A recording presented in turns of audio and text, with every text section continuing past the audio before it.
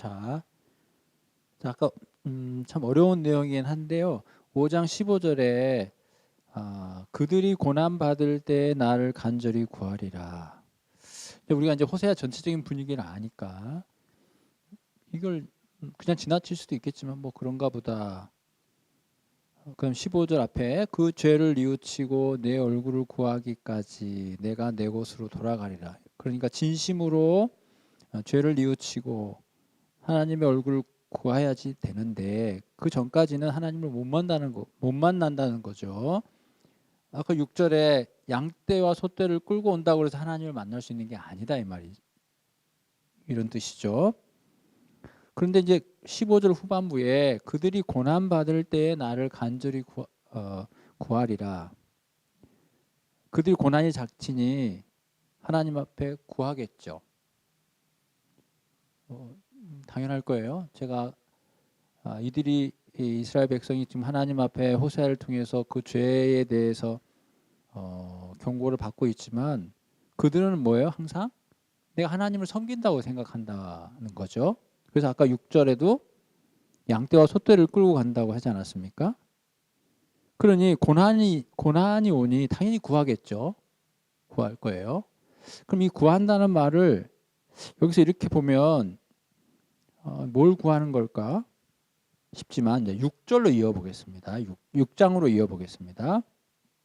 그러면서 6장 서두에 오라 우리가 잘 아는 말씀 여호와께로 돌아가자. 좋은 말이죠. 여호와께서 우리를 찢으셨다. 우리를 치셨다. 근데 도로 낫게 해주실 것이고 싸매 주실 것이다.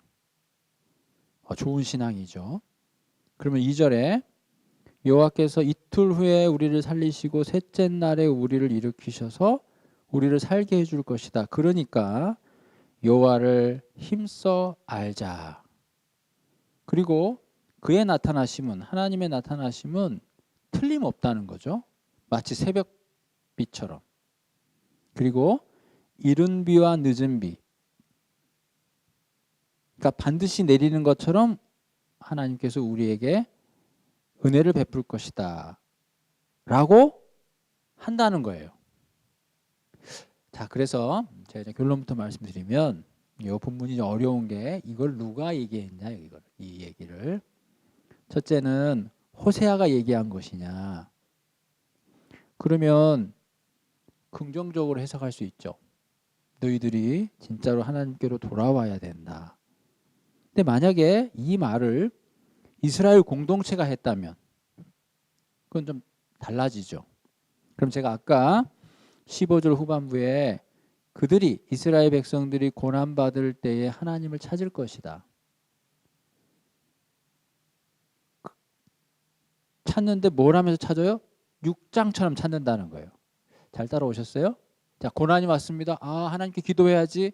뭐라고 기도해요? 하나님, 우리가 하나님께 구하니까 우리를 낫게 해주세요.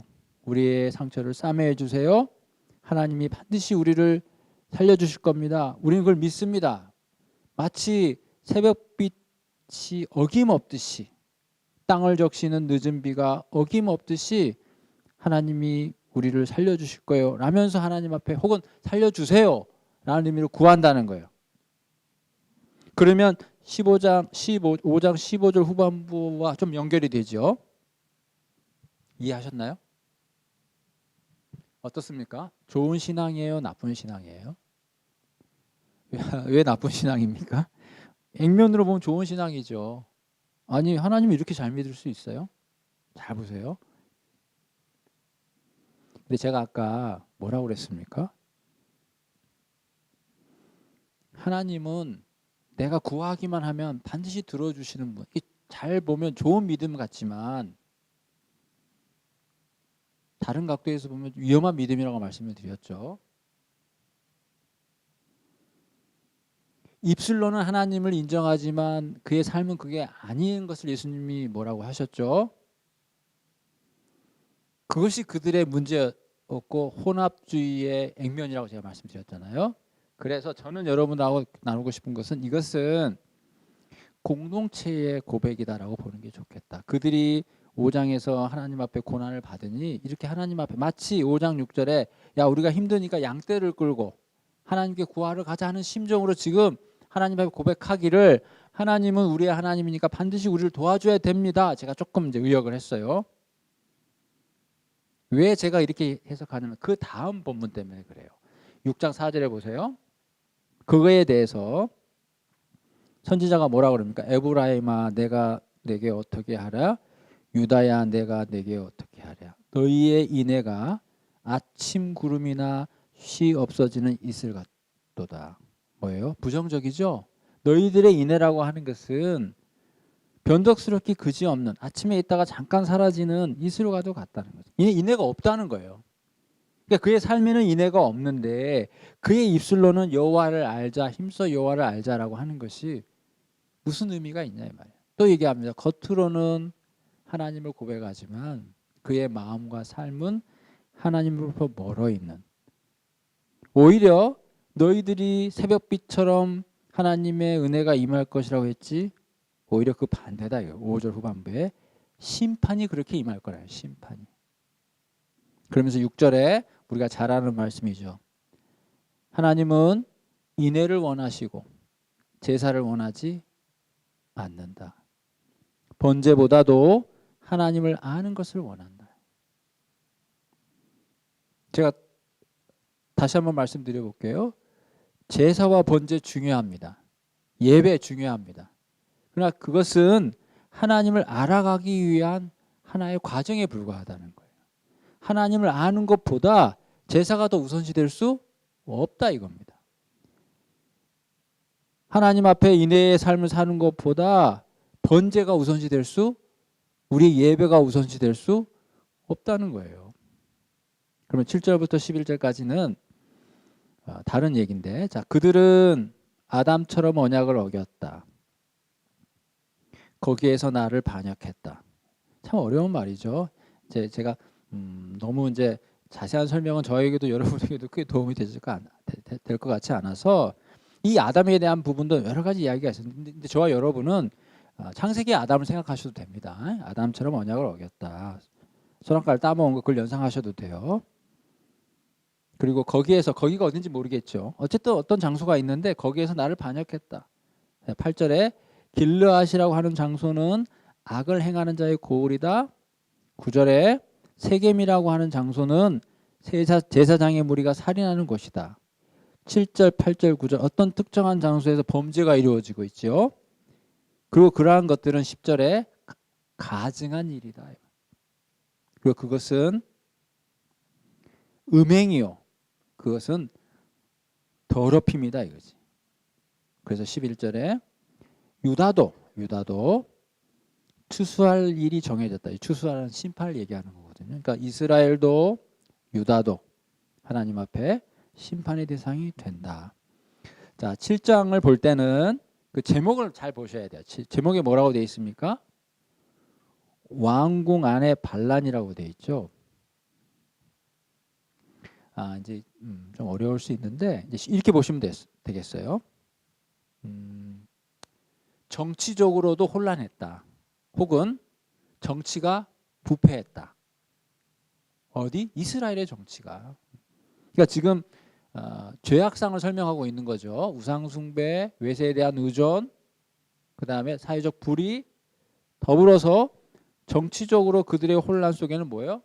인간적인 탐욕이 가득하다는 걸 보여줘요. 그 결과물로 실제로 역사적으로 북이스라엘이 이 여로보암 2세가 죽은 이후에 30년 동안 6명의 왕이 교체가 됩니다. 그 말은 극도의 혼란이요. 또 그 과정이 소위 말하자면 반란이라는 반란. 그러니까 정치적인 혼돈, 정치적인 부패함을 좀 설명하고 있어요. 그걸 염두에 두시고 읽어야 좀 이해가 됩니다. 7장 1절에 에브라임의 죄와 사마리아의 악이 드러났다. 거짓, 제가 아까 설명했어요. 도둑질, 그 다음에 2절에 내가 모든 악을 기억하였음을 그들은 모른다는 거예요. 그들이 마음에 생각하지 않는다. 이제 그들의 악한 행위가 그들을 에워싸고 있고 내 얼굴 앞에 있다 이거죠. 자, 3절부터 7절까지는요. 학자들의 이야기에 의하면 히브리어 성경 중 가장 어려운 부분 중에 하나래요. 이게 번역은 돼 있지만 어렵다는 거예요. 여러분 한번 읽어보셨습니까? 참 어려워요. 그들이 그 악으로 왕을 그 거짓말로 지도자를 기쁘게 하도다. 그들은 다 간음하는 자라. 과자 만드는 자에 의해 달궈진 화덕과 같도다. 그가 반죽을 뭉침으로 발효되기까지만 불 일으키기를 그칠 뿐이라. 우리 왕의 날에 지도자들은 술의 뜨거움으로 병이 나며 왕은 오만한 자들과 더불어 악수하는도다. 그들이 가까이 올 때 그들의 마음은 간교하여 화덕 같으니 그들의 분노는 밤새도록 자고 아침에 피우는 불꽃 같도다. 그들이 다 화덕같이 뜨거워져서 그 재판장들을 삼키며 그들의 왕들을 다 엎드러지게 하며 그들 중에는 내게 부르짖는 자가 하나도 없도다. 우리 솔직하게 이게 무슨 말입니까 도대체? 정말 어렵죠. 자, 제가 저와 여러분에게 딱 정리될 수 있는 말씀만 드려볼게요. 자, 딱 보시면 자, 지금 그들이 계속 나오죠. 3장에 그들, 4절에 그들, 6절에 그들, 7절에 그들. 그들이 누굴까요? 반란을 일으킨 사람들. 반란. 왕궁 안에 반란을 일으킨 사람들. 그렇게 보시면 됩니다. 그래서 3절에 그들이 악으로 거짓말로 왕을 지도자들 기쁘게 했다. 이건 좋은 의미의 기쁘게 했다는 말이 아니겠죠. 그 다음에 그들에 대한 비유가 달궈진 화덕이에요. 4절에 달궈진 화덕. 6절에 마음은 간교하여 화덕 같다. 그 다음에 7절에 화덕같이 뜨거워졌다. 화덕이란 말이 3번 나오죠. 화덕 아시죠? 화덕 이렇게 이렇게 달궈 불을 화덕으로 피자 만들잖아요. 그러니까 그걸 생각하시면 돼요. 근데 왕궁 안에 반란을 일으킨 이 사람들을 화덕 같다고 그랬거든요. 그 화덕 같다라는 것이 무엇인지만 설명을 하면 좀 이해가 되시고 이 본문은 그렇게 이해하시면 돼요. 지금 분명한 건 화덕이 3번 강조됐거든요. 그런데 그 화덕은 이해했는데 그 화덕이 달궈졌다는 거예요. 4절에 달궈졌다. 보셨죠? 그 다음에 7절에 화덕같이 뜨거워졌다. 이것도 달궈진 거거든요. 이해하셨습니까? 자, 문제는 달궈진 화덕이에요. 달궈진 화덕. 화덕은 화덕인데 달궈졌어요. 그럼 뭘로 달궈졌냐는 거지. 그게 6절입니다. 간교함으로 달궈졌어요. 자, 결론을 낼게요. 자, 왕궁 안의 반란을 지금 얘기하는 건데 아까 30년 동안 6명의 왕이 바뀌어졌다고 그랬죠. 그래서 결국에는 북이스라엘이 멸망하게 됩니다. 그 과정 속에 그 정치의 극도의 혼란함, 그 혼란함 가운데 사람들이 뭐예요? 간교함으로 정치에 대한 탐욕으로 마치 그것이 달궈진 화덕과도 같았다. 이렇게 이해를 하시면 그 본문들이 쭉 이해되실 거예요. 그래서 거기에 나오는 것들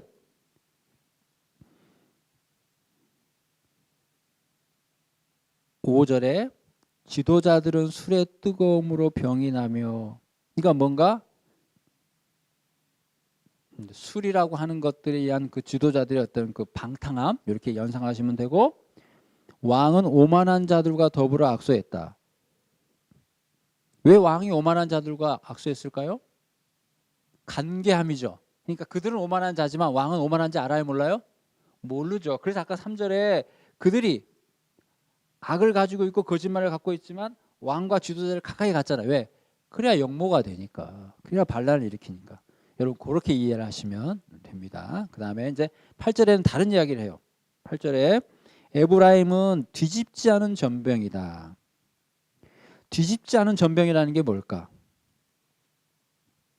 그 왼쪽에 나오죠. 뒤집지 않는 한마디로 말하자면 못 먹게 된 빵이다. 그러니까 쓸모없게 되었다. 에브라임은 이스라엘은 하나님이 볼 때 쓸모없게 되었다는 거예요. 그에 대한 표현으로 뒤집지 않은 전병이다. 그런데 그 앞에 말 왜 그들은 쓸모없게 되었냐. 여러 민족 가운데 혼합됐다는 이게 무슨 말인가. 제가 아까 우상숭배의 또 다른 예가 외세에 대한 의존이라고 그랬죠. 그걸 얘기하고 있어요. 그들은 여러 민족 가운데 섞여버렸어요. 의지했다는 거죠. 그런데 9절에 그것은 결국 그들에게 독이 돼요. 이방인들이 그의 힘을 삼켜버려요. 그러니까 그들은 의지가 됐다라고 생각하고 애국과 아수르를 의지했지만 결국 그들에게 돌아온 거는 화라는 거예요. 화. 이 부분은 아까 부분이 부패한 정치였다면 이 부분은 부패한 외교를 얘기하는 거죠. 백발이 무성할지라도 알지 못해요. 뭐를? 그들이 외세를 의존했지만 그것이 그들에게 화가 된다는 걸 모른다는 거예요. 10절입니다. 또 교만에 대한 얘기가 나와요. 이스라엘의 교만이 그 얼굴에 드러났다. 모든 일을 당해도 그들은 모른다는 거예요. 10절에. 그러니 하나님께로 돌아오지도 않고 하나님을 구하지도 않지요. 11절에 비둘기처럼 어리석어서 애굽을 향하여 아수를 의지하죠. 근데 하나님께서는 12절에 그들이 행한 대로 심판할 거라는 거예요. 그들이 갈 때에 내가 나의 그물을 그 위에 쳐서 새처럼 떨어뜨리겠다. 전에 그 회중에 들려준 대로 그들을 징계하겠다. 그러면서 13절에 화 있을진저. 왜요? 그들이 하나님을 떠나 그릇 같기 때문에. 패망할진저. 왜요? 그들이 하나님 앞에 범죄하였기 때문에. 하나님은 그들을 건져주려고 하지만 그들은 하나님을 거슬러요. 그리고 거짓을 말합니다. 그 다음에 14절에 성심으로 나를 부르지 아니하였으며 오직 침상에서 슬피 부르짖으며 곡식과 새 포도주로 말미암아 모이며 나를 거역하는도다. 지나갑니다. 일단 15절에 내가 하나님이죠. 그들을 팔을 연습시켜 힘있게 하였으나, 아까 13절 후반부에 내가 그들을 건져주려 하였으나 하고 같은 맥락이죠. 하지만 그들은 오히려 하나님께 대해 악을 꾀했다. 배은망덕이죠. 16절 그들은 돌아오려고 하지만 하나님께로 돌아오지 않아요. 그리고 그들은 마치 속이는 활이란 말은 뭐예요? 무용지물. 아까 뒤집지 않은 전병에 대한 또 다른 표현이라고 보시면 되겠어요. 자, 뭘 의미할까요? 인간의 머리로 발버둥을 쳐보지만 그것이 하나님 앞에서의 우상이 된다면 그들에게 돌아가는 것은 무용지물이라는 거예요. 헛됨이라는 거죠. 그래서 결국에는 16절 후반부에 그들의 지도자들은 칼에 엎드려지게 되고 애굽 땅에서 조롱거리가 될 거예요. 자, 근데 아까 제가 14절을 그냥 지나왔는데 여러분 한번 14절을 한번 눈으로 한번 읽어보세요. 그게 도대체 무슨 말이에요? 7장 14절. 좋은 말이에요? 나쁜 말이에요? 일단 문맥의 흐름에서 보면 나쁜 말이죠. 왜냐하면 13절 후반부에 하나님은 그들을 건져주려 하지만 그들은 거짓을 말해요. 그리고 성심으로 하나님을 부르짖지도 않아요. 그러면서 침상에서 슬피 부르짖고 곡식과 새 포도주 때문에 모였어요. 이 부분이 이해하기가 어렵다는 거예요. 무슨 말씀인지 이해되셨습니까? 자, 그거를 이해하기 쉽도록 이해가 되도록 제가 다른 번역으로 읽어볼게요. 14절만. 그들이 나에게 부르짖으나 거기에 진실이 없다. 오히려 잘 들어보세요. 침상에 엎드려 통곡한다. 곡식과 포도주를 달라고 빌 때에도 몸을 찢어 상처를 내면서 빌고 있으니 이것은 나를 거역하는 것이다. 무슨 말이에요? 우상 숭배하듯 한다는 거예요. 지금 내용이. 그러니까 그들이 침상에서 울부짖는 거, 새 포도주와 곡식으로 말해 모이는 것은 마치 바알을 섬길 때 했던 행태를 그대로 보인다는 거죠. 공경 가운데서도 하나님께 부르짖는다고 하는 데서도 지금 그들이 취한 스탠스는 바알 신앙의 스탠스를 취하고 있다니까요. 그러니까 이게 잘못돼도 한참 잘못됐죠. 그러니까 그들이 지금 바알 신앙에 완전히 젖어 있다는 것을 그들은 모르는 거예요. 그들은 하나님께 부르짖는다고 했을 거예요. 그러나 그것은 하나님 앞에서 하나님이 보실 때는 하나님 앞에서 볼 때는 바알 신앙의 모습이라는 거예요. 다른 번역 한 번만 더 읽어보겠습니다. 7장 14절 진심으로 나를 부르기는커녕 괴상한 소리를 지르며 자리에서 뒹굴기나 하는 것들. 마치 바알 선지자들이 갈멜산에서 미친 듯이 날뛰는 모습이죠. 그리고 곡식과 포도주를 달라고 하면서도 몸에 칼자국을 내며 나를 거스린다. 어떤 뉘앙스인지 좀 전달이 되었으리라고 봐요. 자, 8장으로 넘어갑니다. 8장에서도 역시 책망에 대한 내용이죠. 1장부터 14절까지 이스라엘의 멸망에 대한 설명이다. 이렇게 보시면 되겠습니다. 8장 1절에 원수가 독수리처럼 여호와의 집에 덮친다. 여호와의 집은 이제 이게 상징적인 표현이에요. 이게 뭐 성소를 가리키는지 뭐 그런 부분보다도 여호와의 집 그러면 누가 여호와의 집을 덮치겠어요? 그런 의미예요. 근데 덮친다는 거예요. 그러니까 그들의 오해를 교정하는 거죠. 아, 우리는 하나님의 백성이 누가 우리를 덮치겠느냐? 아니요. 하나님의 말씀대로 살지 못하면 그들도 포로가 되는 거예요. 그 뒤에 설명이 나오죠. 이는 왜 독수리처럼 여호와의 집에 원수가 덮칠까요? 그들이 내 언약을 어겼다 할 말이죠. 내 율법을 범했다 이 말이죠. 2절에 그들이 장차 내게 부르짖기를 나의 하나님이여 우리 이스라엘이 주를 아나이다 하리라. 자, 이 본문 8장 2절 이 긍정적인가요, 부정적인가요? 그들이 장차 내게 부르짖기를 나의 하나님이여 우리 이스라엘이 주를 압니다. 이렇게 할 거라는 거예요. 겉으로 보면 긍정적으로 보이지만 그들이 장차란 말은 미래에 대한 얘기가 아니라 현재에 반복된 사실이에요. 그러니까 그들은 늘 입버릇처럼 나의 하나님 이렇게 부르짖는다는 거예요. 우리가 하나님을 압니다 이렇게 얘기한다는 거예요. 제가 뭘 연상해요? 마태복음 15장 그들이 입술로는 나를 공경하지만 마음은 내게서 멀도다. 그들은 자기들의 신앙이 있다라고 봤을 거예요. 근데 3절에 보세요. 이스라엘은 이미 선을 버렸어요. 참 이게 어려운 거죠. 하나님 보실 때는 아닌데 그들만 그렇다라고 하니 이거 어떻게 풀어야 되겠어요? 이건 단순한 부족함이 아니라 근본이 지금 문제가 있다는. 이건 손을 못 대는 거예요. 단순히 약간의 실수가 있어서 하나님이 가르치고 교정할 수 있는 게 아니라 뿌리부터가 잘못됐다는 거예요. 물론 여러 가지 표현이 있어. 그들이 하나님을 모른다. 그들이 하나님을 등졌다. 여러 가지 표현을 쓸 수 있지만 여기서도 마찬가지예요. 그들은 하나님을 안다고 하지만 우리는 하나님께 예배를 드린다고 양떼 소떼를 끌고 가지만 하나님은 그걸 받지 않는다는 거거든요. 4절부터는 심판에 대한 내용이에요. 아까도 설명드렸지만 그들이 자기를 위하여 우상을 만들었지만 파괴되고 말 것이다. 5절도 마찬가지예요. 사마리아여 내 송아지는 버려졌다. 6절에 이것은 송아지죠. 이스라엘에게서 났고 장인이 만든 것이다. 참신이 아니다. 산산조각이 나리라. 그들은 바람을 심고 광풍을 거둘 것이다. 심은 것이 줄기가 없으며 이삭은 열매를 맺지 못할 것이고 혹시 맺을지라도 이방 사람이 삼키리라. 심판이죠. 8절 보세요. 근데 이미 삼켜졌어요. 이스라엘은 이미.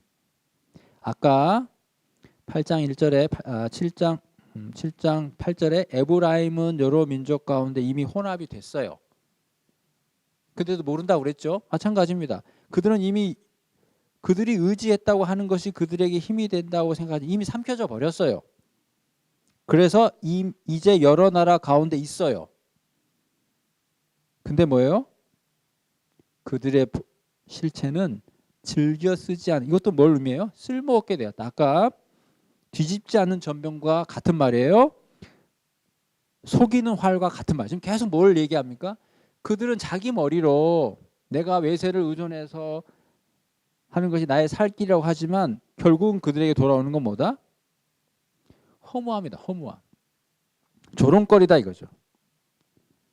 표현을 즐겨 쓰지 않은 그릇 같다. 또 얘기합니다. 9절에 그들은 들나귀처럼 아수르를 갖고 돈을 주고 사랑하는 자들을 얻었다. 이게 이해가 되셔야 돼. 무슨 말인지 알겠죠? 자기네들이 조공을 바쳐가면서까지 그 외세를 의지했다는 거예요. 아까 사랑하는 자들은 서두에도 사랑하는 자들을 따라갔다 사랑하는 자들을 따라갔다 반복됐잖아요. 근데 결론은 뭐예요? 10절에 그들이 여러 나라에게 값을 주었을지라도 이제 내가 그들을 모으리니, 이 모은다는 말은 좋은 의미가 아니에요. 심판의 의미예요. 그들은 에브라임을 얘기하죠. 지도자의 임금이 지워진 짐으로 말미암아 쇠하기 시작하여. 여기 지도자의 임금은 누굴까요? 그들이 의지했던 외세의 지도자들. 이해하셨습니까? 돈을 주면서까지 내가 살 길이 여기에 있지라고 여러 나라에 값을 주었지만 오히려 돌아오는 것은 그들이 지어준 짐밖에 없다 이거지. 어리석은 거죠. 어리석은 거죠. 지혜가 없으면 이렇게 된다는 거예요. 살 길처럼 보이지만 사람의 보기에는 그게 살 길처럼 보이지만 필경은 사망의 길인 거예요. 또 사람이 볼 때는 죽는 길이지만 그것이 하나님 앞에 사는 길이니까요. 결국 이 지혜는 어디서부터 나와요? 믿음에서 나오는 거죠. 믿음이 없으면 못 보는 거예요. 지혜가 없으면 안 보인다. 분별이 안 돼. 분별. 어느 게 사는 길이요, 어느 게 죽는 길이요. 신명기에 모세가 하나님이 여러분들 두 길을 놨다. 하나는 사는 길이요, 하나는 죽는 길이다. 길을 잘 선택해라. 선택은 곧 지혜를 얘기하는 거거든요. 왜 이들은 하나님을 자기네들 믿는다고 하지만 하나님 앞에서는 그게 아니라고요? 지혜가 없는 거죠. 무엇이 옳고 그른지를 잘 모른다니까요. 그게 중요합니다. 11절에 에브라임은 죄를 위하여 제단을 많이 만들었어요. 신앙이 많은 것 같죠? 죄를 많이 지니 제단을 많이 짓는 거예요. 왜냐하면 죄상을 받아야 되니까. 그런데 11절 후반부에 그 제단이 그에게 뭐예요? 또 죄가 돼요. 그러니까 내가 같은 비유인지 모르지만 내가 부족하니까 예배를 열심히 드려요. 한 번, 두 번, 세 번 좋습니다. 근데 그것이 하나님의 범죄가 되는 경우가 있어요. 어떤 경우? 12절이죠. 하나님이 주신 만 가지의 율법을 이상한 것으로 여기면 제단을 아무리 많이 쌓았다 한들 수천의 양을 제물로 바친다 한들 하나님은 그 제사를 받지 않는다. 제가 아까 말씀드렸어요. 예배는 하나님을 알아가기 위한 시작점에 불과해요. 그 예배가 우리의 신앙의 전부가 아니라니까요. 내가 제단을 많이 만든다고 그래서 하나님이 그걸 기뻐하지 않습니다. 그걸 통해서 그 예배를 통해서 우리의 삶이 공의와 의의 열매로 맺혀져야 된다는 거죠. 오히려 방점을 찍는다면 삶 속에 더 방점을 우리는 찍어야 돼요. 또 반복되면 13절에 그들이 내게 고기를 제물로 드리고 먹을지라도, 지금 계속 11절에 제단이란 말, 13절에 제물이란 말, 지금 다 제사를 연상시키는 단어지 않습니까? 근데 하나님은 그걸 기뻐하지 않는다는 거예요. 자, 이해되셨죠? 문맥에. 오히려 그들의 죄악을 기억하여 그 죄를 벌할 뿐이에요. 얼마나 참 아이러니합니까? 우리의 연약함 때문에 하나님의 복을 받으려고 열심히 제사는 드리지만 그 제사를 드리면 드릴수록 하나님 앞에서는 그게 죄악이 된다. 죄악. 14절에 하나님께서 그 성읍들을 불에 보내어 삼키게 하시는 심판을 내리시는 거죠. 자, 9장은 계속적으로 그 제목에 나와 있는 것처럼 형벌의 날, 보응의 날이에요. 보겠습니다. 이스라엘아, 너는 이방 사람처럼 기뻐 뛰놀지 말라. 음행이란 말이 나오죠. 내가 음행하여 내 하나님을 떠났다 이 말이죠. 그리고 음행의 값을 좋아해요. 근데 2절에 타작마당이나 술틀이 그들을 기르지 못할 것이며 새 포도주도 떨어질 것이요 그들은 3절에 여호와의 땅에 거주하지 못하며 애굽으로 다시 가고 아수의 더러운 것을 먹을 것이다. 이것은요 9장 1절에 보면 이스라엘이 지금 하나님을 음행하죠. 그래서 그 음행에 대한 심판으로서의 2절과 3절로 이해하셔야 돼요. 그들이 음행을 했기 때문에 2절은 뭘로 이해해요? 그들에게 돌아가는 것은 기근이다. 이렇게 이해하셔야지 읽을 수 있을 거예요.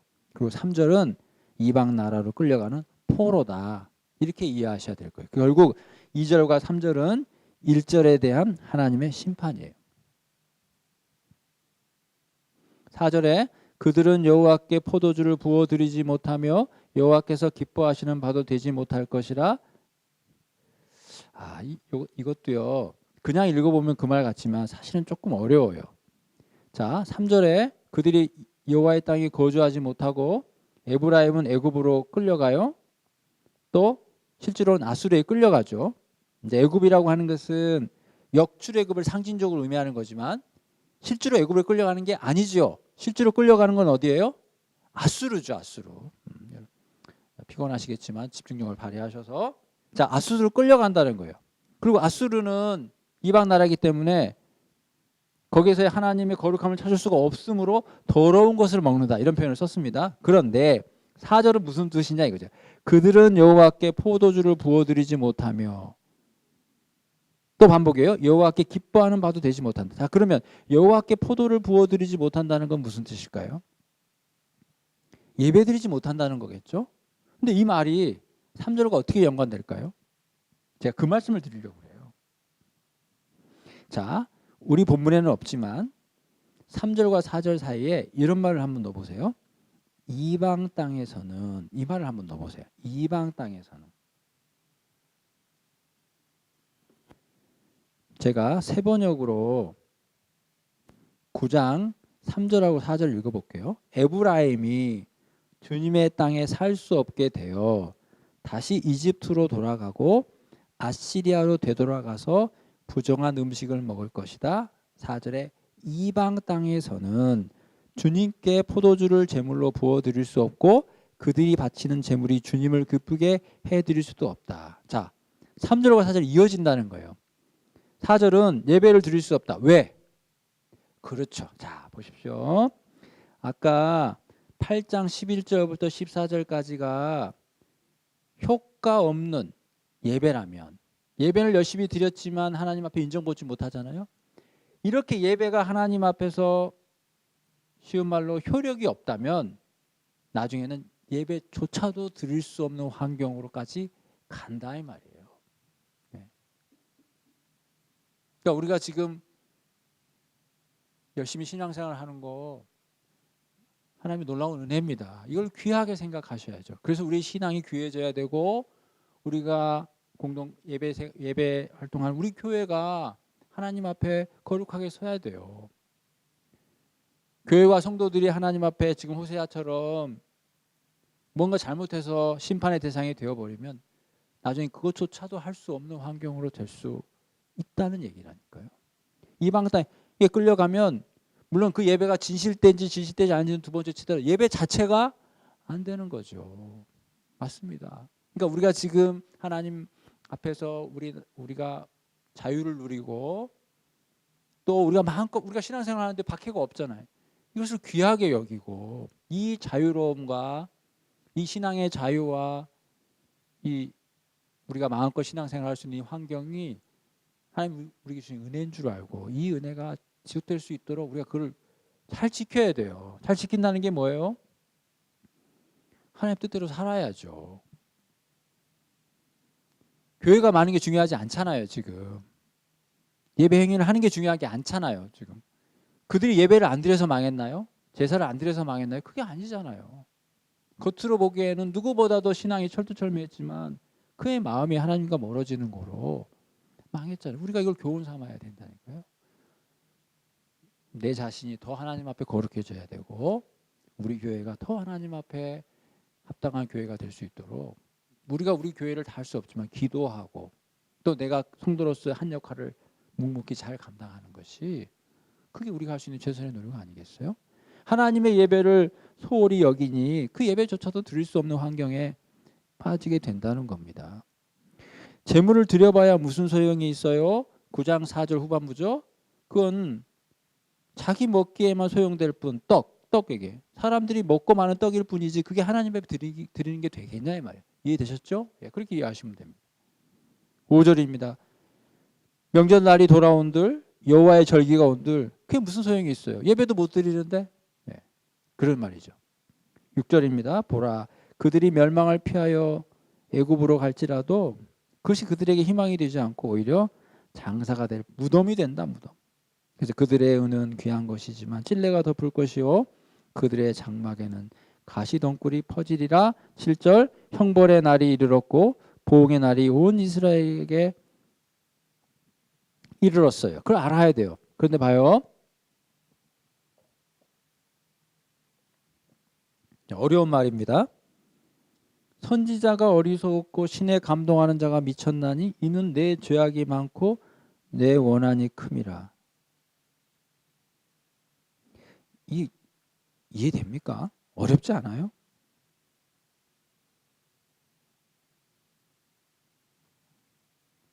어떻습니까? 이게 무슨 말이죠? 선지자가 어리석고 신에 감동하는 자가 미쳤나니 이는 내 죄악이 많고 내 원한이 큼이라. 한번 보십시오. 제가 잠깐. 그게 무슨 말일까요?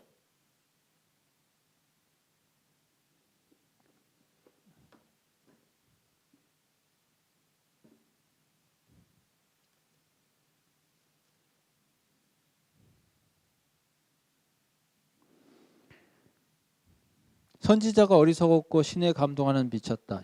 선지자가 어리석었고 신에 감동하는 자가 미쳤다는 같은 말이에요. 선지자가 어리석다. 신에 감동하는 자, 선지자죠? 미쳤다. 어리석고 미쳤다. 같은 말이에요. 근데 이 말을 누가 했냐는 거죠. 누가 선지자 보고 어리석다고 그러는 거예요? 누가 선지자 보고 미쳤다고 그러는 거예요?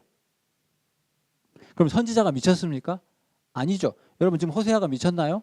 아니죠. 근데 이 호세아의 말을 예를 들자면 선지자가 무슨 말을 했는데 사람들이 그 얘기를 듣고 미쳤다는 거예요. 누가 그렇게 얘기했을까요? 이스라엘 백성들이. 무슨 말이에요? 선지자가 하는 말을 못 알아듣는 거죠. 오히려 한술 더 떠서 미쳤다고 그러는 거예요. 왜 그런 평가를 내려요? 그 이유가 바로 그들에게 죄악이 많기 때문이다. 이렇게 이해를 하시면 됩니다. 그들의 죄악이 얼마나 많은지 하나님께서 보내신 선지자의 말을 안 듣기는커녕 그 선지자 보고 너 미쳤구나. 여러분 100년 후에 에레미야가 나타났다. 에레미야가 성전 설교에서 하나님께서 이 예배를 받지 않는다. 성전문을 닫을 자가 있으면 닫았으면 좋겠다고 했을 때 사람들이 뭐라고 그래요? 에레미야 잡으라고 그러잖아요. 저 사람 미쳤다고 그러잖아요. 죽이라고 그러잖아요. 그 말입니다. 그 말. 얼마나 하나님 앞에 타락했으면 하나님의 말씀을 전하는 사람을 보고 미쳤다고 그러냐 이 말이죠. 그 정도로 그들의 죄악이 많다 이 말이에요. 8절 에브라임은 나의 하나님과 함께한 파수꾼이며 선지자는 모든 길에 친 새 잡는 그물과 같고 그의 하나님의 전에는 원한이다. 이것도 어려워요. 자, 지금 에브라임은 심판의 대상이죠. 근데 에브라임이 하나님과 함께 있는 파수꾼이래. 말이 안 되잖아요. 너무 어려워요. 제가 한번 읽어볼게요. 다른 번역으로. 9장 8절이에요. 하나님은 나를 예언자로 임명하셔서 에브라임을 지키는 파수꾼이 되게 하셨어요. 전혀 다른 얘기죠. 지금 호세아 얘기하는 거예요. 하나님이 호세아의 자기를 예언자로 임명하셔서 에브라임을 지키는 파수꾼이 되게 했대. 그러나 너희는 예언자가 가는 길목마다 덫을 놓았다. 그래 앞에 말이 예언자를 보고 미쳤다. 예언자를 보고 어리석었다. 그래야 이어지잖아요. 그리고 하나님이 계신 집에서 마저 너희는 예언자에게 원한을 품었다. 그래야 이해되죠. 결국은 7절도 그렇고 8절도 그렇고 하나님의 백성들이 하나님의 선지자를 제대로 알아보지 못한 것에 대한 얘기예요. 그래서 결론적으로 9절에 그것은 마치 기브아의 시대처럼 심히 부패한 결과다 이거죠. 여호와께서 그 악을 기억하시고 그 죄를 벌하실 거예요. 하나님께서 옛적에 10절에 이스라엘을 만나기를 광야에서 포도를 만난 같이 하셨다. 하나님께서 베푸신 은혜죠. 그들을 이스라엘에서 애굽으로부터 구원해냈죠. 그 얘기를 하는 거예요. 그런데 10절 후반부에 그렇지만 그들이 바알브올에게 가서 부끄러운 우상에게 몸을 들이므로 저희가 사랑하는 우상같이 가증하여졌다. 그래서 11절에 에브라임의 영광이 새같이 날아가리니 해산하는 것이나 아이 베는 것이나 임신하는 것이 없으리라. 그러면서 12절에 11절부터 14절까지 같은 내용이에요. 하나님께서 그들에게 은혜를 베풀었지만 그들은 오히려 바알브올에 갔어요. 그 결과 어떤 일이 벌어져요? 11절, 12절, 13절, 14절. 자식에 대한 얘기가 나와요. 11절에 임신하는 것이 없을 것이다. 12절에 내가 그 자식을 없이 할 것이다. 13절 그 자식들을 살인하는 자를 끌어내리로다. 14절 여호와여 그들에게 아이 베지 못하는 태와 젖 없는 유방을 줘. 이 심판에 대한 내용에 대한 어떤 그 공통적인 얘기가 자녀에 대한 얘기죠. 후손. 15절에 그들의 모든 악이 길갈에 있다. 길갈. 아이러니죠. 길갈은 송소라고 그랬죠. 근데 그 송소에 모든 악이 있다는 거예요. 그들의 행위가 악하다. 그러므로 내가 내 집에서 그들을 쫓아내고 다시는 사랑하지 아니하리라. 그들의 지도자들은 다 반역한 자니라.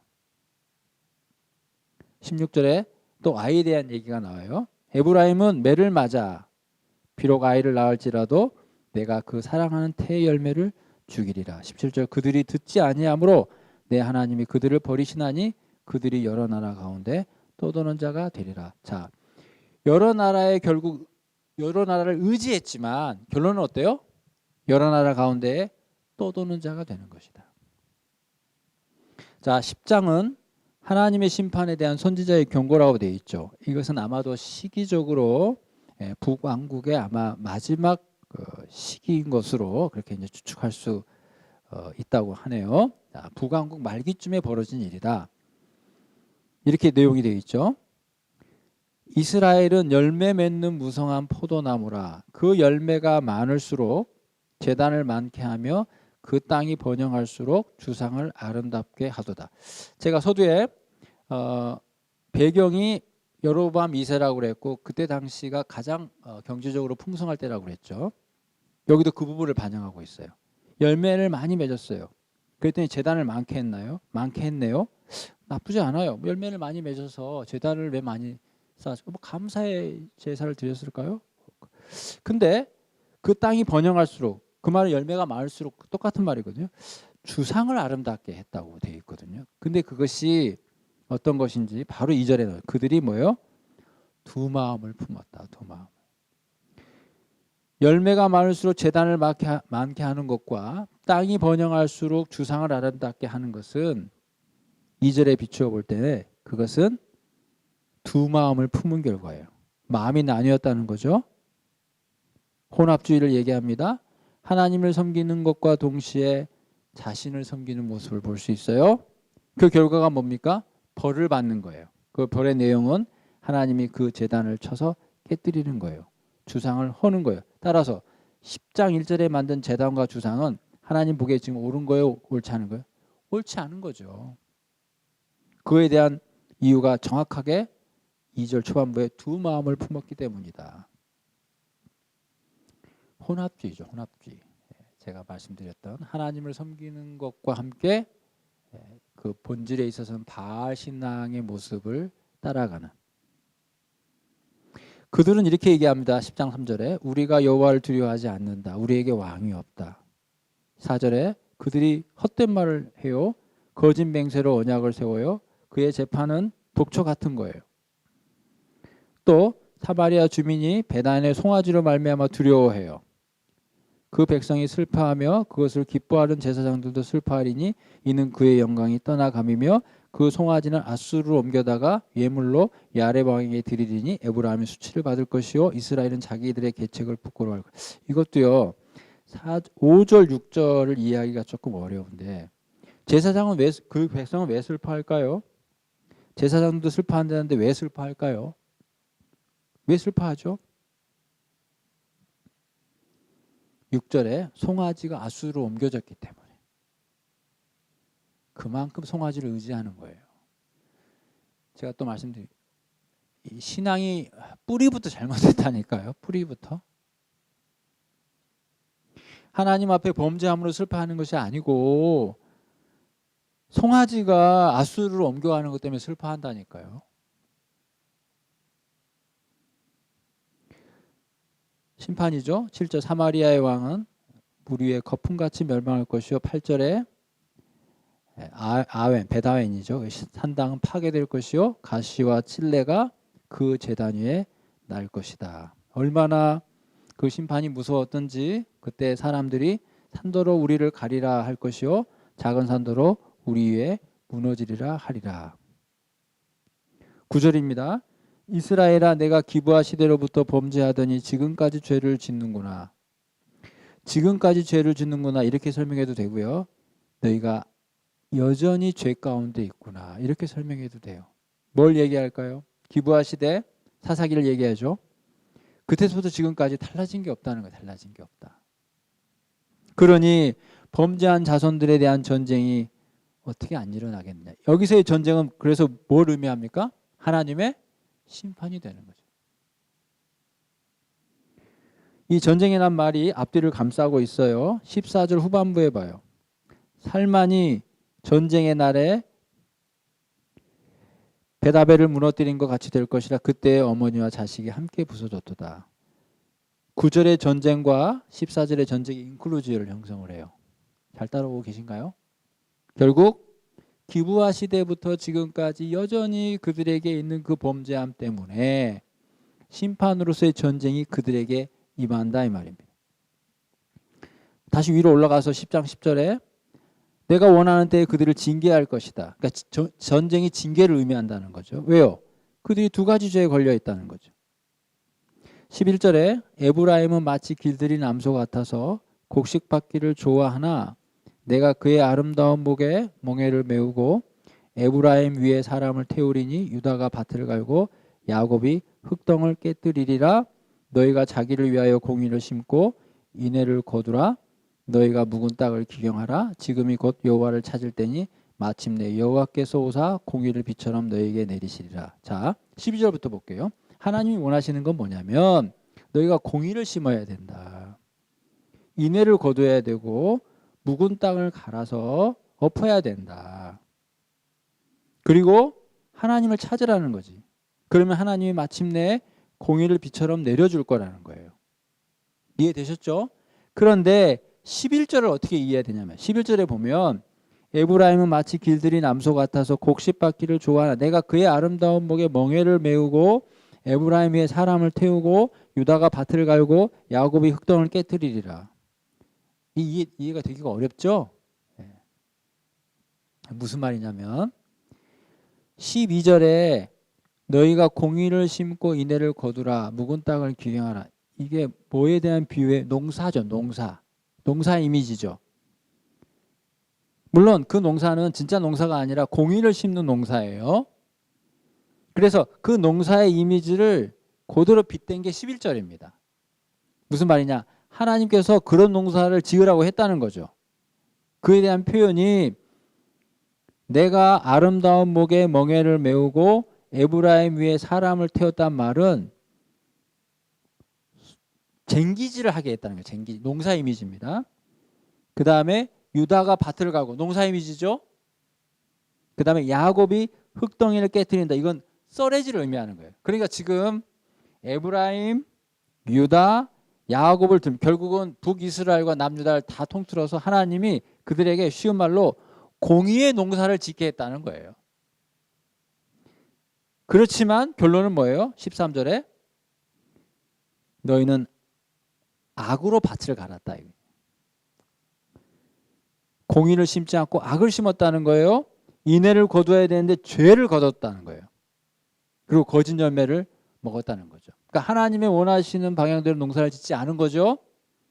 왜 그들은 그렇게 농사를 지었을까요? 그렇게 반대되는 일을 했을까요? 그것은 내 길과 용사의 많음을 의뢰했기 때문에. 자, 이해하셨어요? 10장 1절을 어떻게 시작합니까? 왜 그들이 하나님 앞에 범죄의 의미로 제단을 많이 쌓고 주상을 아름답게 했습니까? 그 하나님 앞에 범죄. 왜냐하면 그걸 다 깨뜨렸기 때문에. 그 이유가 뭐였죠? 열매가 많았잖아요. 땅이 번영했잖아요. 그러니까 이 풍요로움과 이 넉넉함이 그들에게 뭐가 됐어요? 죄가 됐어요. 다시 13절로 옵니다. 10장 13절. 하나님께서 공의의 농사를 짓기를 원하셨는데 왜 그들은 악을 심고 죄를 거두죠? 그들의 마음속에 용사의 많음과 그 길에 대한 의지함이 있기 때문에. 뭐예요? 용사가 많다는 거예요. 물론 하나의 표현이지만 그들에게 열매가 많다는 겁니다. 그들의 땅이 번영하다는 거예요.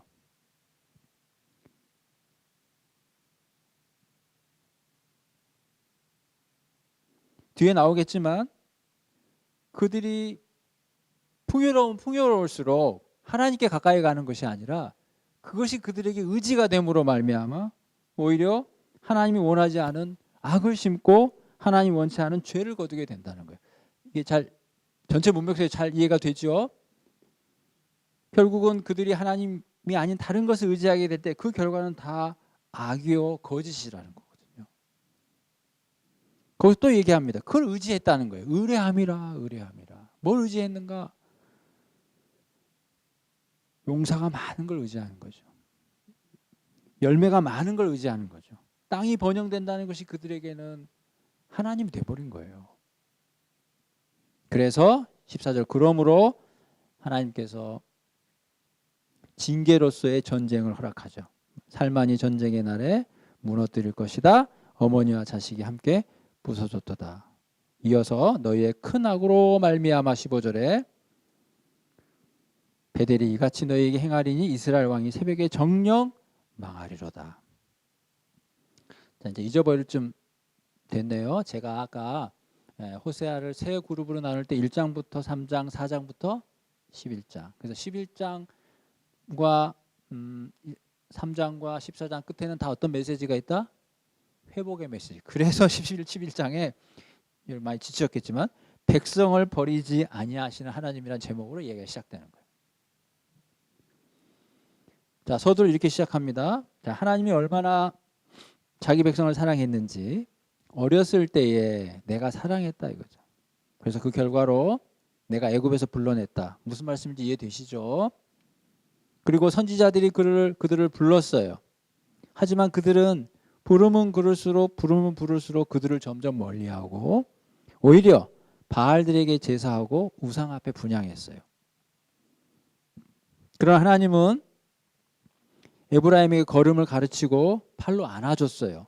근데도 그들은 그런 하나님을 알지 못했습니다. 또 얘기합니다. 4절에 하나님께서 사랑의 줄로 그들을 이끌었고 그들 앞에 먹을 걸 두었어요. 그럼에도 불구하고 그들은 하나님을 알지 못했어요. 오히려 12장 1절에 애굽에서 불러냈는데 말이죠. 다시 애굽으로 돌아가려고 그래요. 우리는 그 모세오경에서 그 내용을 알잖아요. 출애굽을 했더니 그들이 먹을 게 만족치 않으니까 애굽으로 다시 가자. 거기는 부추도 있고 뭐 수박도 있고 뭐 그런 얘기 하잖아요. 5절입니다. 그들은 애굽 땅으로 되돌아가지 못하겠들. 이 말은 애굽 땅으로 가려고 그런다는 거예요. 하나님께 돌아오기를 싫어해요. 그리고 결국에는 아수르 사람을 그들의 임금으로 삼아요. 충분히 이해되죠? 1절부터 4절까지 하나님이 그들에게 그렇게 사랑을 베풀었지만 그들은 아수르를 선택해요. 그 결과 6절 칼이 그들의 성읍을 쳐요. 하나님의 심판이죠. 그럼에도 불구하고 7절 그 백성은 끝끝내 하나님께로 돌아오지 않아요. 한 사람도 없다고 이야기합니다. 자, 그런데 반전이 일어나요. 회복의 메시지의 내용이 이제 8절부터 11절까지입니다. 아까 우리가 이제 첫 시간에 11절을 먼저 읽어봤지만 그 회복의 메시지는 8절부터 시작돼요. 에브라임이여 내가 어찌 너를 놓겠느냐. 이스라엘이여 내가 어찌 너를 버리겠느냐. 내가 어찌 너를 아드마같이 놓겠느냐. 어찌 너를 스보임같이 두겠느냐. 자, 여기서 보세요. 내가라는 말이 4번 반복되죠. 어찌라는 말이 4번 반복되죠. 뭐예요? 하나님의 사랑에 대한 표현이에요.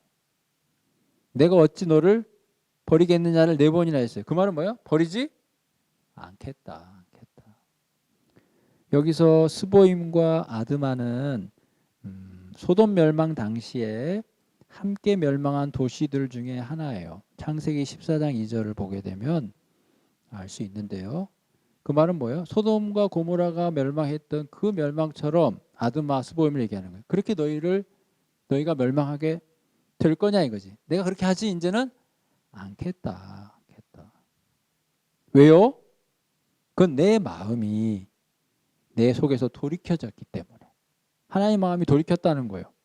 그래서 내가 긍휼을 더 이상 베풀지 않겠다고 했던 그 하나님께서 그 긍휼이 온전히 불붙었다는 거예요. 그러니까 하나님께서 왜 이런 은혜를 베풀었어요?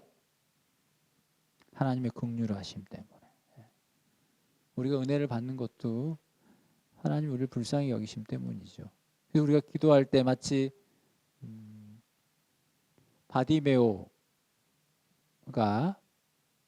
맹인 바디메오죠. 그러니까 기도할 때 다윗의 자손 예수여 나를 불쌍히 여기소서, 정확히 아는 거죠. 우리가 무엇을 구하기 전에 어떤 자세여야 되는지. 우리는 그 어느 것도 하나님께 구할 수 있는 원인이 없습니다. 그렇지 않습니까? 거지 바디메오는 그걸 알았어요. 그건 불쌍함밖에 없다. 긍휼밖에 없다는 걸 아는 거죠. 우리도 하나님 앞에 뭔가를 구할 수 있는 그 원인이 있다면 그건 오로지 하나님의 긍휼하심이에요. 긍휼하심. 제가 왜 이런 얘기를 드릴까요? 우리가 하나님 앞에 뭘 받은 게 있다면 그건 다 긍휼하심이라는 거거든요. 제가 이걸 왜 강조해요? 할 수만 있으면 우리도 누군가에게 그 긍휼을 베풀어야 하기 때문에 그래요. 은혜를 받지 않은 사람이 은혜를 줄 수 없지 않겠습니까? 긍휼을 경험한 사람만이 누군가에게 긍휼의 경험을 줄 수 있어요. 제가 또 강조하는 것은 우리는 하나님 앞에 많은 걸 받아요. 그리고 살아요. 그러면서도 마음 한켠에는 나니까 받는 거지, 나 정도 되니까 하나님 은혜 주는 거지, 또 얘기합니다. 나는 괜찮은 죄인이잖아. 이런 생각을 한다면 그거는 오해하지 않겠는가. 그건 다 하나님의 은혜고 긍휼이죠. 그럼 왜 하나님은 우리에게 그걸 베풀까요? 예수님 말씀하신 것처럼 너희도 이와 같이 하기를 원하시기 때문에 그걸 짐으로 생각하지 마십시오. 하나님은 하나님의 능력으로 다 구원하실 수 있어요. 근데요, 부족하고 연약한 우리를 통해서 그 일을 하기를 원하셔요. 왜? 우리에게 그 영광을 주시기 위해서. 그래서 우리는 하나님의 뜻대로 산다는 것이 마음 한편으로는 부담이고 의무이지만 그것이 우리에게 특권이라는 사실을 기억할 수 있었으면 좋겠습니다. 하나님께서 우리에게 베풀어 주신 건 하나님의 다 긍휼이죠. 9절을 봐요. 내가 맹렬한 진노를 나타내지 아니할 것이다. 다시는 에브라임을 멸하지 않을 것이다. 이것을 다른 번역에서 이렇게 표현해요. 아무리 화가 나도 내가 화나는 대로 할 수가 없구나. 왜 그럴까요? 이는 내가 하나님이여 사람이 아니기 때문이죠. 하나님은 거룩한 분이십니다. 이제 더 이상 진노함으로 하나님께서 하지 않으시겠다고 말씀하셔요. 하나님께서는 사자처럼 혹은 젊은 사자처럼 에브라임과 유다에게 심판의 대상이 되었지만 이제는 구원으로서 사자의 이미지를 떠올려요. 10절에 그들은 사자처럼 소리를 내시는 여호와를 따를 것이라. 여호와께서 소리를 내시면 자손들이 서쪽에서 떨며오며 그들은 애굽에서부터 새같이 아수르에서부터 비둘기같이 떨며 오리니. 여러분, 애굽에서부터 온다, 아수르에서부터 온다는 말 이제는 확 이해가 돼야 돼요. 그들이 참 어리석게도 하나님을 버리고 애굽을 의지하고 아수르를 의지해서 그 나라로 가서 혼합이 되었지만 하나님 불쌍히 여기셔서 그들을 다시 그곳으로부터 오게 한다니까요. 그게 다 뭐예요? 8절부터 시작된 하나님의 긍휼이죠. 그래서 마지막에 11절 후반부에 내가 그들을 그들의 집에 머물게 하리라. 나 여호와의 말이라. 그래서 11장이 두 번째 단락이 끝난다고 그랬죠. 자, 12장부터 14장까지 마저 보겠습니다. 에브라임은 거짓되고 이스라엘 족속은 속임수로 가득 찼어요. 유다는 하나님 앞에 신실하시고 거룩한 자의 정함이 없어요. 부연해서 설명합니다. 12장 1절에 에브라임은 바람을 먹고 동풍을 따라가요. 바람과 동풍 무슨 의미일까요? 바람, 헛된 거죠. 그러니까 헛됨을 쫓는다 이 말이에요. 여러분, 헛됨을 쫓는 것의 극치가 뭔지 아세요? 그게 우상숭배다. 우상숭배. 우상이란 말이 헛되다는 거거든요. 그런 거에 대한 표현으로 바람을 먹는다, 동풍을 따라간다, 헛된 것을 따라간다는 거예요. 그들의 실상은 종일토록 거짓과 포악이에요. 아수르를 의지합니다. 애굽을 의지해요. 그러자 2절에 여호와께서 말씀하시기를 야곱을 그 행위대로 벌하시며 그 행위대로 그에게 보응하시라 말씀하셔요. 하나님의 심판이죠. 자, 그런데 이제 3절부터 잘 보셔야 됩니다. 3절부터 4절까지 창세기 얘기가 나와요. 자, 야곱에 대한 얘기죠. 그 다음에 12절부터 12절에 가서도 야곱 얘기가 나와요. 자, 갑자기 야곱 얘기가 왜 나왔을까요? 제가 그 질문을 드리려고 그래요. 갑자기 야곱 얘기를 하네요. 자, 보겠습니다. 12장 2절에 하나님께서 12장 1절에 있던 내용을 얘기하시면서 논쟁하신다. 아까 논쟁은 이제 고소하고 소송이라고 그랬죠? 그 결과 이제 소송을 했으면 그 결과가 나오죠. 그 결과가 뭐냐면 벌이고 보응이에요. 근데 그 앞에 이런 말을 썼습니다. 야곱을 그 행위대로 벌하셨다. 그래놓고 나서 야곱 얘기를 하는 거예요. 우리가 잘 알죠. 3절에 야곱이 모태에서 그의 형의 발 뒤꿈치를 잡았고 야복강에서 하나님과 씨름했고 그 얘기입니다. 4절에 천사와 교류어 이기고 울며 복을 달라고 간구했죠. 그래서 하나님께서 이름을 바꿔주지 않았습니까? 하나님은 베들에서 그를 만나셨고 그렇게 표현돼요. 거기에서 우리에게 말씀하셨나니 여호와는 만군의 하나님이시라 여호와는 그를 기억하게 하는 이름이라. 자, 야곱의 얘기를 했단 말이죠. 그럼 왜 야곱을 얘기를 했을까요? 이 말이거든요. 자, 그것은 결론부터 얘기해 보면 이 야곱의 예를 들었는데 창세기에서 문맥 말고요. 이 여기서 지금 호세아는 이 야곱의 예를 긍정적으로 들은 것 같아요? 부정적으로 들은 것 같아요? 12절에 가서도 야곱이 아람 애들로 도망하였으며 이스라엘이 아내를 얻기 위하여 사람을 섬기며 아내를 얻기 위해 양을 쳐. 여기에도 한 본문 한 절이지만 거기에 아내를 얻기 위하라는 말이 2번 나오거든요. 그러니까 야곱은 아내를 얻기 위해서 뭔가를 열심히 했어요. 그리고 3절에 엄마 뱃속에 나올 때부터 형의 뒷발꿈치를 잡았어요. 왜? 지기 싫어가지고. 야곱은 속이는 자라는 의미가 있다고 그랬잖아요. 말 속에. 어때요? 부정적인 의미죠. 물론 하나님이 그 야곱을 이스라엘로 만들어 주셨지만 야곱의 본 모습은 뭐냐? 형의 발 뒤꿈치를 잡은 사람이고 아내를 얻기 위해서라면 자기 인생을 다 거기에 쏟아붓는 사람이라는 거예요. 그 사람이 후예로서의 이스라엘이니 쉬운 말로 무슨 선한 게 있겠냐. 너희들이 너희의 행위대로 벌을 받고 행위대로 보응받는 것은 어떻게 보면 너희의 손주를 보면 안다. 이 얘기거든요. 그런 의미에서 야곱을 인용했다 이렇게 보시면 되겠어요. 그래서 12장 6절에 하나님께로 돌아온다는 건 인애와 정의를 지키며 항상 하나님을 바라는 거라고 했죠. 자, 그 다음에 7절에 보세요. 그는 자 지금 문맥을 보시면 12장 1절에 거짓, 포악 그렇게 얘기했고 야곱의 예를 들었어요. 야곱의 어떤 의미? 약간 좀 사기성이 있는 의미. 그래서 7장 보세요. 7절 보세요. 그는 상인이라 손에 뭐요? 거짓적을. 좀 이해가 되시죠? 거짓이란 말. 그리고 속이기를 좋아한다. 야곱이 아버지를 속이고 형의 장자권을 가져가지 않습니까? 네. 그걸 지금 호세아는 연상시키면서 얘기를 하는 거예요. 8절에 에브라임이 말하기를 자 7절에 그는 상인이라고 그랬죠. 그러니까 8절에 에브라임아 나는 실로 부자라 내가 재물을 얻었는데 내가 수고한 모든 것 중에서 죄라 할 만한 불의를 내게서 찾아낼 자 없으리라 하거니와.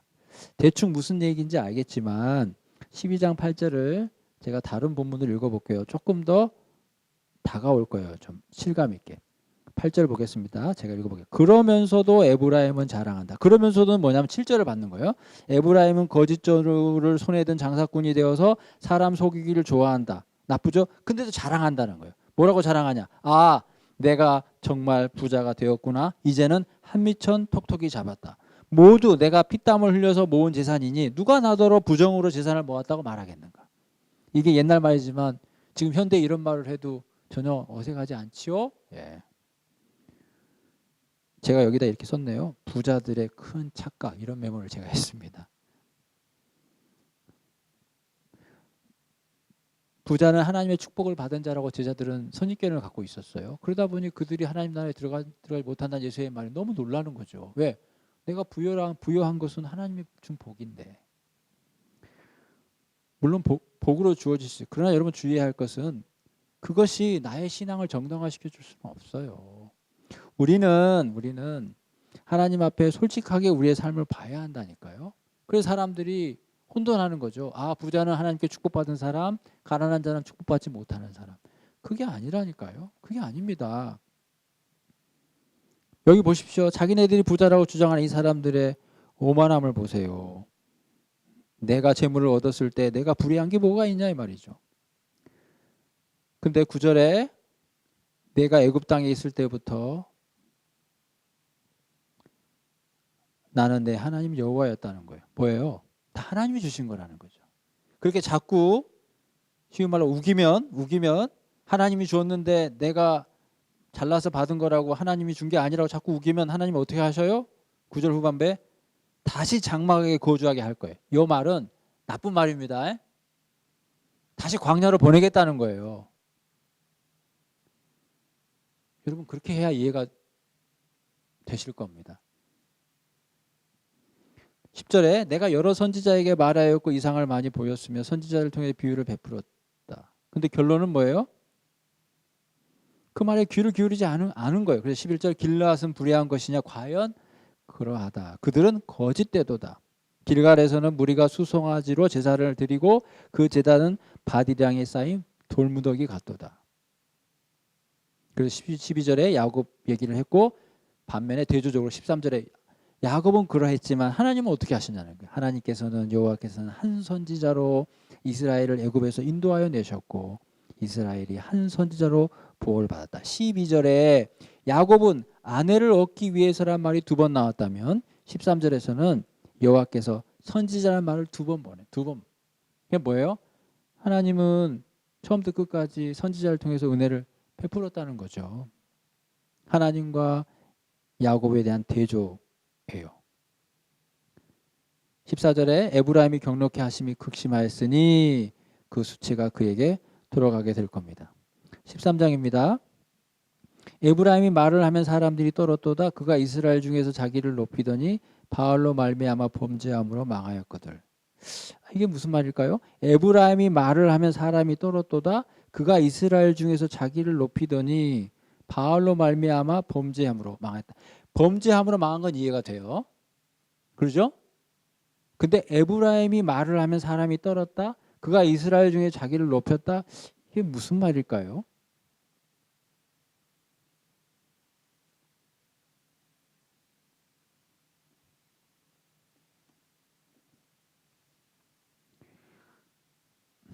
말을 하면 사람들이 떨었다.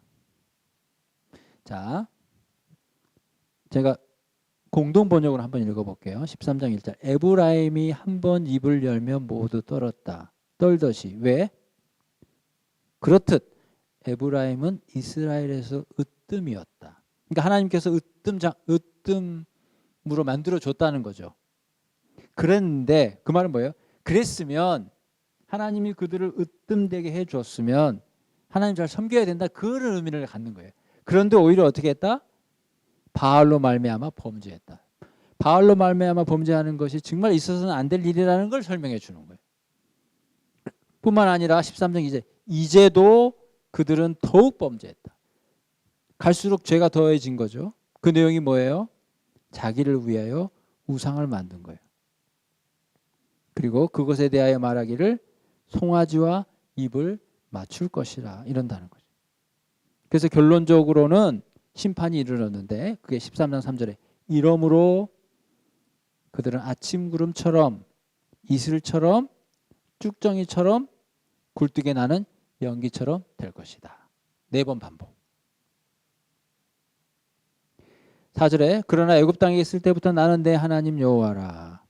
아까 12장 9절에 내가 애굽 땅에 있을 때부터 나는 내 하나님 여호와라. 똑같은 말의 반복이에요. 그 말은 뭐예요? 하나님 외에 다른 신이 없다는 거죠. 나 외에는 구원자가 없다. 그래서 5절에 내가 광야 마른 땅에서 너를 알았고 6절 그들이 먹여준 대로 배가 불렀고 하나님 은혜죠. 그런데 어때요? 배가 부르니 13장 1절에 이스라엘 중에 으뜸이 되게 해주었더니 하나님을 섬기는 것이 아니라 그들의 마음이 오히려 교만하여져서 하나님을 잊어버렸다 이거죠.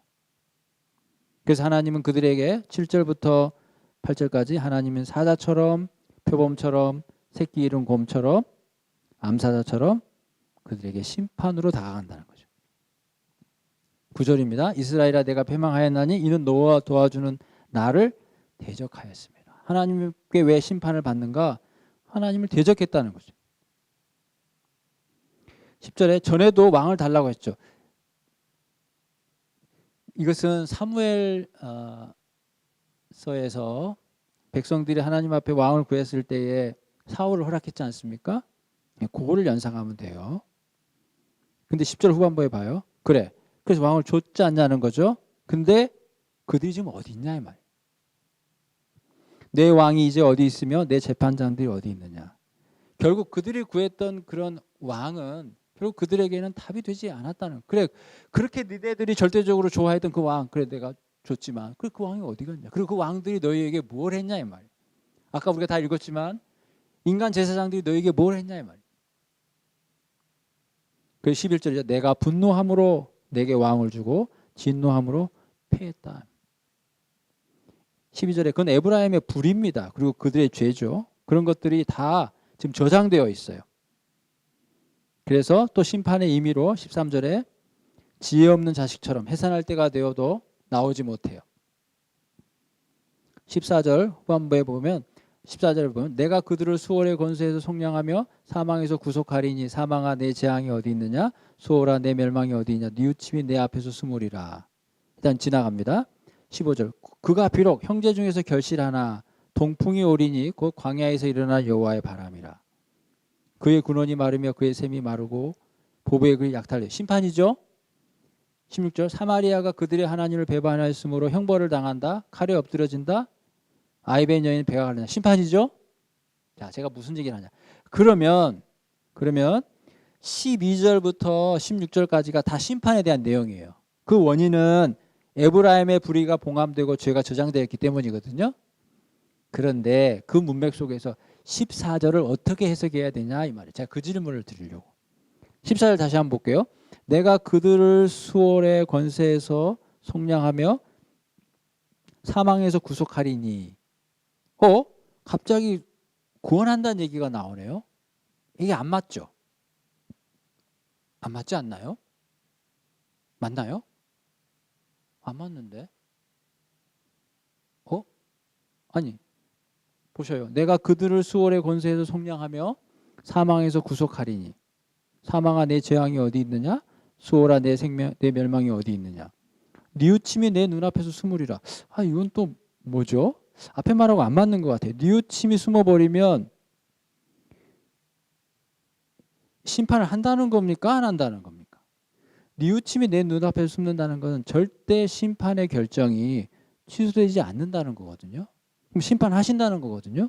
그럼 그 앞에 있는 말은 속량한다는 겁니까? 구원한다는 겁니까? 어렵죠. 참 어려운. 실제로 본문이 그렇게 어렵답니다. 근데 제가 도움이 되시는 쪽으로 말씀을 드리면 13장 14절 말씀을 세 번역으로 읽어볼게요. 잘 들어보세요. 내가 그들을 수월의 권세에서 속량하며 여기까지 비슷하죠. 내가 이거 이렇게 읽으면 안 되는데 잠깐만요. 제가 지금 본문을 잘못 선택했어요. 여기도 좀 비슷하게 설명을 했는데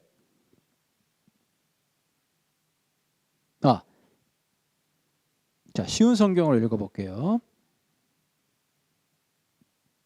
이것도 아니다. 죄송합니다. 이거 편집해야 되는가? 제가 좀 잘못 지금 보고 있어요. 13장 14절.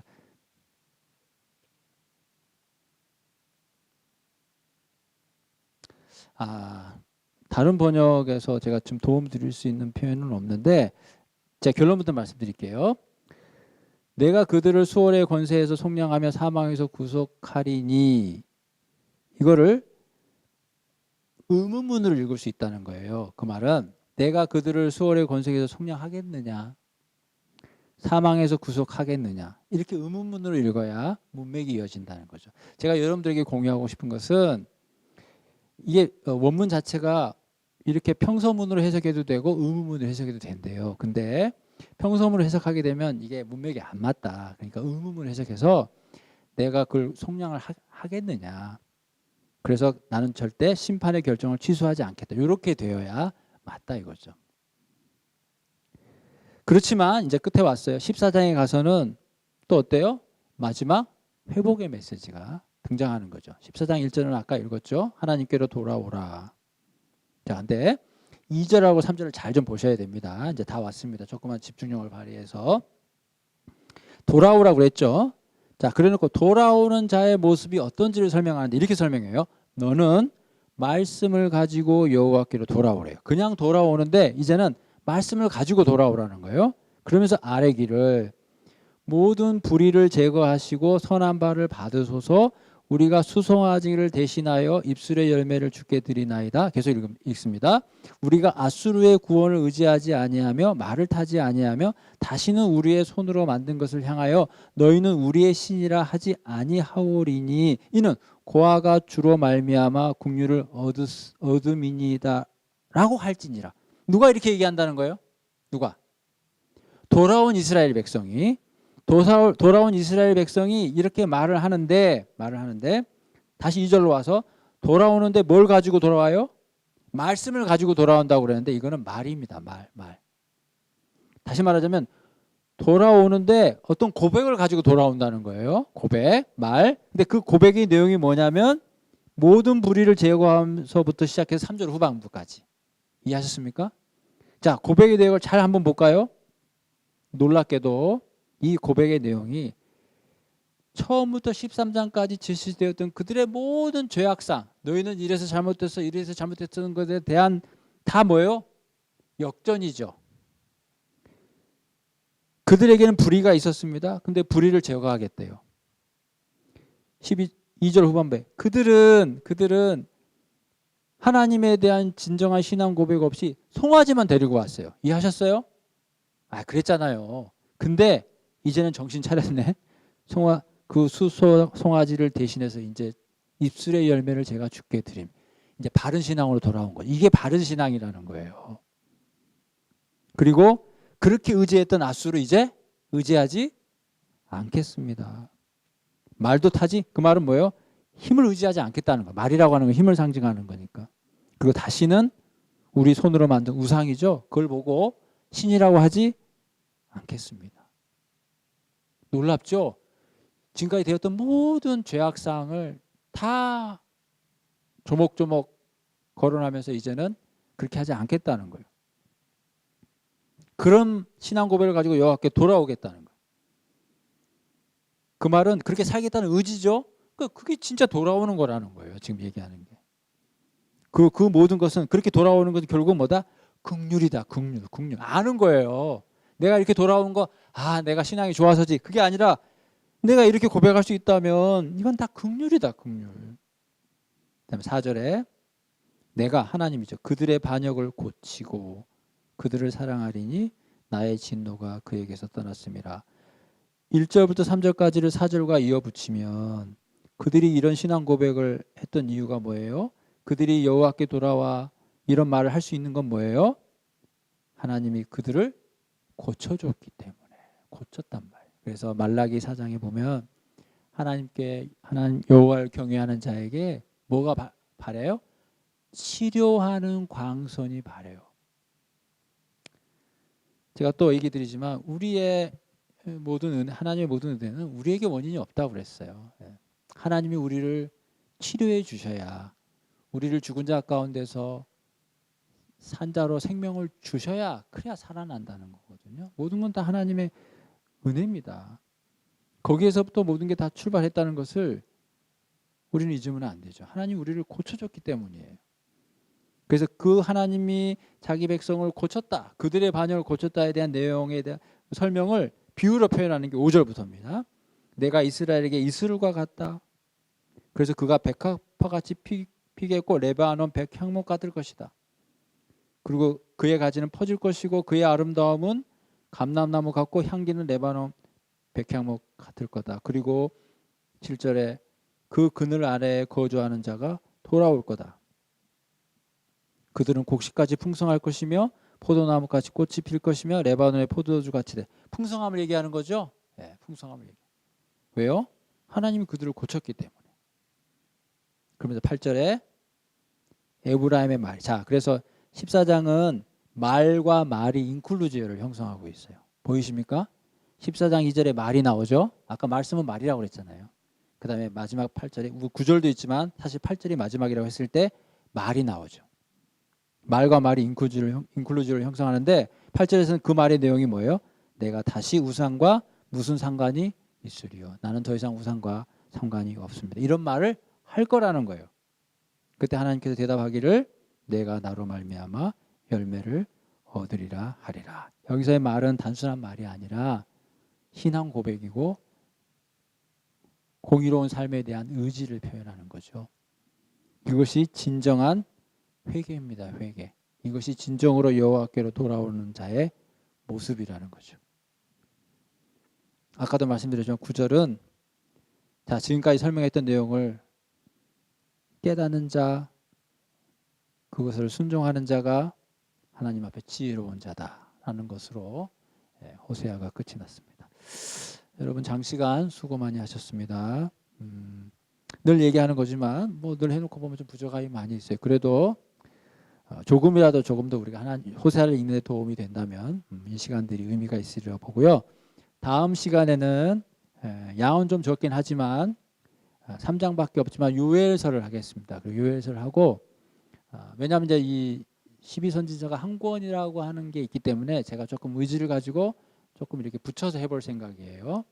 그리고 요엘서가 끝나면 그 다음에는 신약을 할 텐데 그때는 고린도전서 좀 양이 많지요. 고린도전서를 할 겁니다. 그래서 시간이 날 때마다 요엘서 좀 읽으시고 그다음에 고린도전서를 읽으시면 될 것 같아요. 그리고 고린도전서가 끝나면 그 다음은 12선지를 하지 않고 예레미야를 하겠습니다. 예레미야를. 자, 이런 순서로 진행할 테니까 시간 될 때마다 말씀들을 잘 가까이 하시기 바랍니다. 오늘도 호세아서가 많지는 않은 것 같지만 그래도 어떻게 하다 보니 장시간 됐는데 하여튼 수고 많이 하셨습니다.